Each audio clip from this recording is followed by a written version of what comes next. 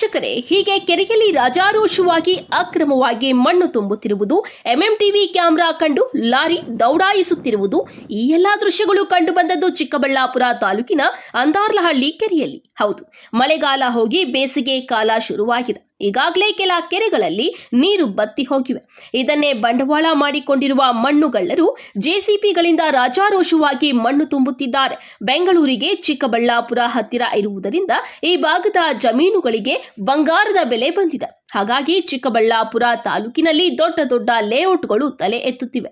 ಇದರಿಂದ ಕೆರೆ ಮಣ್ಣಿಗೆ ದೊಡ್ಡ ಮಟ್ಟದಲ್ಲಿ ಬೇಡಿಕೆ ಇದ್ದು, ರೈತರ ತೋಟಗಳಿಗೆ ಮಣ್ಣು ಹೊಡೆಯುವುದಾಗಿ ಹೇಳಿ ಅಧಿಕಾರಿಗಳ ಕಣ್ಣು ತಪ್ಪಿಸಿ ಇಟ್ಟಿಗೆ ಫ್ಯಾಕ್ಟರಿ ಲೇಔಟ್ಗಳಿಗೆ ಮಾರಿಕೊಂಡು ಲಕ್ಷಾಂತರ ರೂಪಾಯಿ ದೋಚುತ್ತಿದ್ದಾರೆ ಎಂದು ಸಾರ್ವಜನಿಕ ವಲಯದಲ್ಲಿ ಆರೋಪ ಕೇಳಿಬಂದಿದೆ.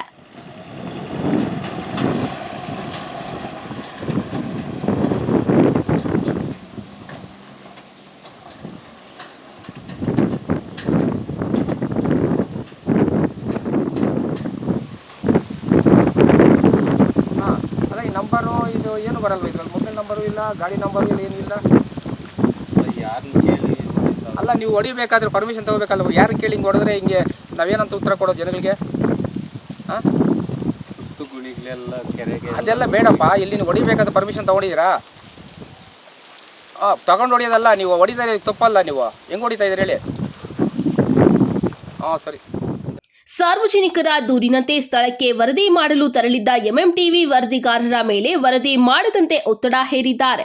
ಇನ್ನು ಈ ವಿಚಾರ ಪಟ್ರೇನಹಳ್ಳಿ ಗ್ರಾಮ ಪಂಚಾಯಿತಿ ಅಧಿಕಾರಿ ನಾರಾಯಣಸ್ವಾಮಿ ಬಂದು ಪರಿಶೀಲನೆ ನಡೆಸಿ ಸ್ಥಳದಲ್ಲೇ ಇದ್ದ ಇಟಾಚಿಯನ್ನ ಕಂಡು ಪೊಲೀಸ್ ಠಾಣೆಯಲ್ಲಿ ದೂರು ದಾಖಲಿಸಿದ್ದಾರೆ. ಈ ದಿನ ವರದಿಗಾರರು ಸ್ಥಳಕ್ಕೆ ಭೇಟಿ ಕೊಟ್ಟು ಅಂದಾರಹಳ್ಳಿ ಕೆರೆಯಲ್ಲಿ ಅಕ್ರಮವಾಗಿ ಮಣ್ಣು ಸಾಗಾಣಿಕೆ ಮಾಡ್ತಿರೋದ್ರ ಬಗ್ಗೆ ವರದಿ ಮಾಡಿದ್ದಾರೆ. ಅದರ ಬಗ್ಗೆ ನನಗೂ ಸಹ ಮಾಹಿತಿ ನೀಡಿದರು. ಅದರ ಬಗ್ಗೆ ನಾನು ತನಿಖೆ ಮಾಡಲು ಸ್ಥಳಕ್ಕೆ ಭೇಟಿ ಕೊಟ್ಟಾಗ 2 ಟಿಪ್ಪರ್ಗಳು ಮತ್ತು ಇಟಾಚಿ ಮುಖಾಂತರ ಮಣ್ಣು ಸಾಗಾಣಿಕೆ ಮಾಡೋದು ಕಂಡು ಬಂದಿರುತ್ತದೆ.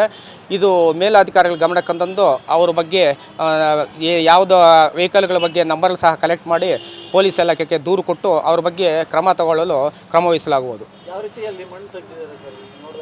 ನೋಡದೆ ಅಕ್ರಮವಾಗಿ ಮಣ್ಣು ತೆಗೆದಿದ್ದಾರೆ, ಆದರೆ ಯಾವುದೇ ಅನುಮತಿ ಇಲ್ಲದೇ ಮಣ್ಣು ಸಾಗಾಣಿಕೆ ಮಾಡಿ ಅಕ್ರಮವಾಗಿರ್ತದೆ. ಇಲ್ಲ, ಅವ್ರ ಗಮನಕ್ಕೆ ತಂದರೆ ನಾವು ಒಬ್ಬರು ರಾಮಾಂಜಿ ಅಂತ ಅವ್ರಿಗೆ ಫೋನ್ ಮಾಡಿ ಕೇಳಿದ್ದಾಗೆ ನಾವು ಹೊಡ್ತಿರೋದು ನಿಜಾನೇ ಅಂತ ಒಪ್ಕೊಂಡಿದ್ದಾರೆ. ಅವರು ಮಣ್ಣು ಹೊಡೆದಿರೋ ಒಪ್ಕೊಂಡಿದ್ದಾರೆ.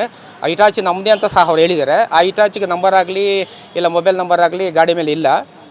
ಅದನ್ನು ಟ್ರೇಸ್ ಔಟ್ ಮಾಡಿ ನಾವು ಅದರ ದೂರ ಪೊಲೀಸರ ಮುಖಾಂತರ ತನಿಖೆ ಮಾಡಿ ಅದರ ಬಗ್ಗೆ ಕ್ರಮ ವಹಿಸ್ತೀವಿ. ದೂರ ಈಗ ಕೊಡ್ತಾ ಇದ್ರಿ. ಒಟ್ಟಾರೆ ಚಿಕ್ಕಬಳ್ಳಾಪುರ ತಾಲೂಕಿನ ಸುತ್ತಮುತ್ತಲಿನ ಕೆರೆಗಳಲ್ಲಿ ಎಗ್ಗಿಲ್ಲದೆ ಮಣ್ಣು ದಂಧೆ ನಡೆಸುತ್ತಿರುವ ಕಳ್ಳರು ಸರ್ಕಾರದ ಬೊಕ್ಕಸಕ್ಕೆ ಲಕ್ಷ ಹಣ ದೋಖಾ ಮಾಡುತ್ತಿದ್ದಾರೆ.